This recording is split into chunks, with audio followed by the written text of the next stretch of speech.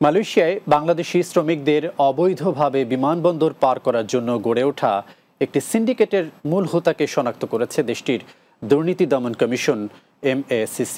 দেশটির দুর্নীতি দমন কমিশন এক বিবৃতিতে জানিয়েছে, বাংলাদেশি কর্মীদের অবৈধ উপায় অবলম্বন করে কুয়ালালামপুর আন্তর্জাতিক বিমানবন্দর থেকে বের করার জন্য একটি সিন্ডিকেট গড়ে ওঠে।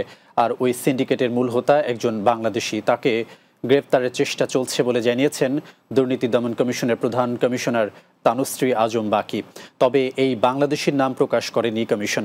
বিবৃতিতে বলা হয়েছে, বিমানবন্দরের কাউন্টার সেটিং ব্যবহার করে বিদেশিদের পার করার জন্য ওই সিন্ডিকেট বিভিন্ন কোড ব্যবহার করে।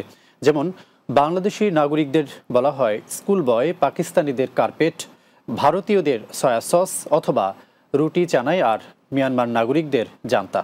কমিশন বলছে, ওই সিন্ডিকেটের মাধ্যমে বাংলাদেশি কর্মীদের প্রবেশের জন্য মালয়েশিয়ার নিরাপত্তা বাহিনীর বিভিন্ন এজেন্টকে ঘুষ দিয়ে ইমিগ্রেশন কর্মকর্তাদের হাতে পৌঁছে দেওয়া হয়।